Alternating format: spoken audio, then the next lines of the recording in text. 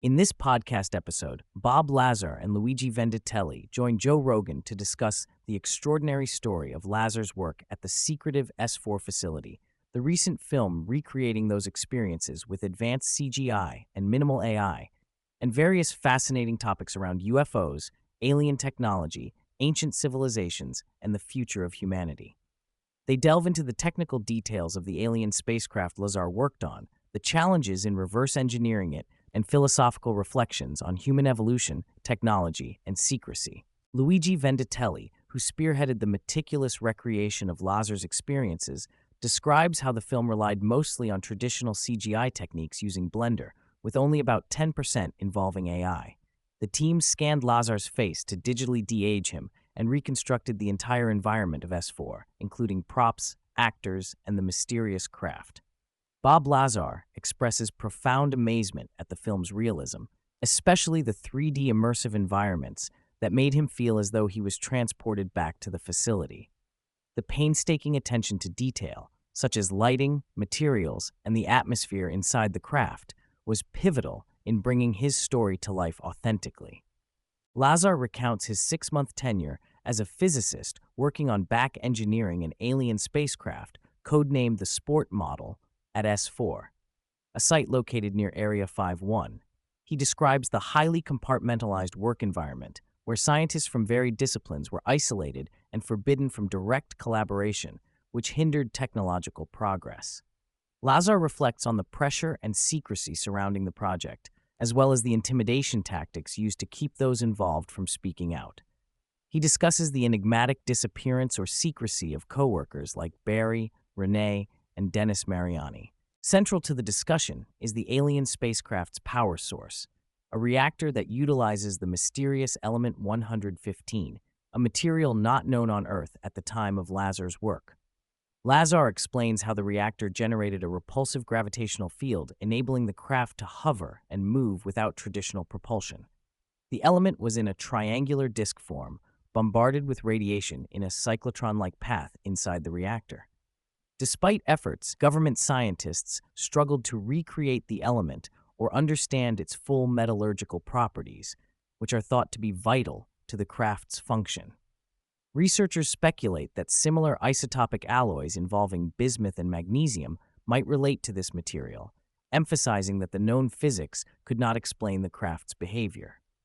Lazar elaborates on the craft's unique construction, noting its lack of seams and how the materials appeared to be part of a cohesive whole rather than distinct components bolted together. The emitters, hollow pipes with no internal wiring, could retract and bend without deformation, implying a material unlike any known metal. The surface was cold to the touch, copper-colored, but defied conventional metallurgical understanding. The craft showed unusual light absorption properties, requiring intense illumination inside to be visible, an aspect that Luigi's team faithfully recreated in the film. A major theme is the frustration over strict compartmentalization, where metallurgists, propulsion experts, and other scientists could not share insights freely. This security model, controlled by personnel unfamiliar with the nature of scientific collaboration, resulted in stagnation and delays. Lazar believes this contributed to the project's decades-long lack of substantial progress. Group secrecy and restricted knowledge in specialized silos prevented a holistic understanding of how the technology functioned. Bob Lazar and Joe Rogan discuss recent military sightings and videos, such as the Tic Tac UFO footage, that eerily matched Lazar's original descriptions from the late 1980s. The craft's distinct spinning and belly roll movement had never been publicly documented until recently, giving credence to Lazar's story. Despite his skepticism, Lazar acknowledges the consistency of his narrative over decades without deviation, which he argues is unusual for fabricated claims. Lazar recounts the initial shock upon realizing the craft was not terrestrial, but of alien or other dimensional origin. Information from his colleague Barry oriented him to this reality, revealing the complexity and superiority of the technology, often described as decades ahead of humanity. He discusses speculation about whether the crafts were archaeological recoveries, donations, or artifacts from ancient civilizations. There's also mention of secret military exchanges, such as with the Russians, before the U.S. tightened control over the program. The conversation shifts toward broader philosophical issues, including speculation on human origins, possibly involving genetic engineering. Guests reflect on humanity as an invasive species, radically altering ecosystems and pushing biological evolution in strange directions. Discussions include environmental toxins and endocrine disruptors, leading to changes in human reproductive health, declining testosterone, and the surge in autism diagnoses, potentially shifting human biology toward a less aggressive, more gray alien-like form. They voice concerns about the rapid advancement of artificial intelligence, suggesting AI might eventually render humans obsolete or prevent further breeding by offering hyper-realistic robotic partners. The integration of technology and biology could lead to a future resembling the Greys, biotechnological entities that transcend current human limitations. They also touch upon potential dangers of AI superintelligence, likening hypothetical situations to the 1970s sci-fi movie Colossus, where autonomous defense computers take control with catastrophic results. Luigi and Bob explore the possibility that advanced civilizations existed far earlier than mainstream archaeology admits. They discuss underground labyrinths and massive metallic objects recently detected in Egypt, with structures extending deep underground and featuring complex engineered designs beyond current understanding. They consider the theory that these ancient sites may be remnants of highly advanced technology mistakenly attributed to primitive cultures. The episode mentions the Book of Enoch, missing scriptures, and lore around sacred artifacts such as the Ark of the Covenant, proposing a blurred line between mythology and technology. The guests highlight specific small but significant details that reinforce Lazar's credibility, such as the reversed American flag on the sport model, which aligns with U.S. military regulations for flags displayed on the right side to appear correctly while advancing.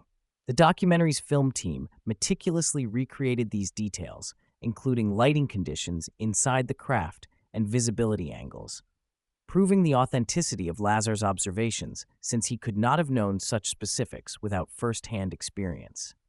The podcast discusses recent publicly available photos and satellite imagery revealing structures and anomalies near Papoose Lake, close to the supposed S4 location.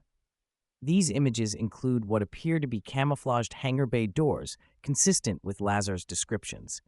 An incident involving a small private plane photographing the area on Christmas Day 2020 yielded remarkable high-resolution photos that, when enhanced, revealed geometric patterns and trails on the lake surface.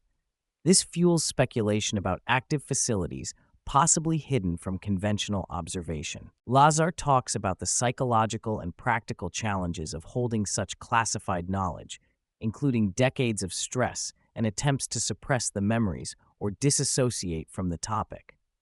The tribe of secrecy around the program stems not just from national security concerns, but from the sheer potential power of the technology, which could fundamentally alter global dynamics if publicly revealed. Both guests touch on the societal readiness, or lack thereof, to accept and responsibly handle such paradigm-shifting information.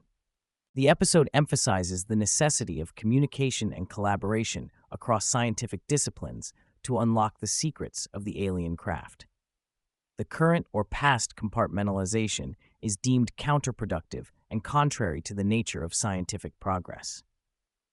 Openness is seen as essential to understanding and potentially harnessing advanced technologies, but it has been consistently limited by security protocols and bureaucracy. They discuss the likelihood that multiple intelligent species, or even civilizations from different dimensions or times, may be involved in Earth's UFO encounters. The vastness of the universe suggests that the presence of only one alien race is implausible. This raises complex questions about space, time, and dimensions, referencing theories of instantaneous travel via quantum entanglement or wormholes beyond conventional physics. Throughout the conversation, Lazar's skeptical nature as an engineer and scientist stands out. Despite the extraordinary nature of his experiences, he remains grounded and dismissive of conspiracy theories and unverified claims. His credibility is framed by his consistent story, lack of financial gain, and reluctance to seek public attention. This cautious approach lends weight to his testimony. They also explore the economic and military implications of such technology. The relentless human drive for innovation, often fueled by materialism and warfare, is critiqued as both a driver of progress and a threat to societal balance. The potential weaponization of alien technology raises ethical concerns about control, monopoly, and global security. Finally, the podcast closes with open-ended speculation about humanity's future trajectory, whether we are on an inevitable path toward integration with advanced technology or facing decline due to environmental and artificial influences. The notion that we might be creating our own God through science and AI is proposed as a potent metaphor for the next stage of evolution or existential risk.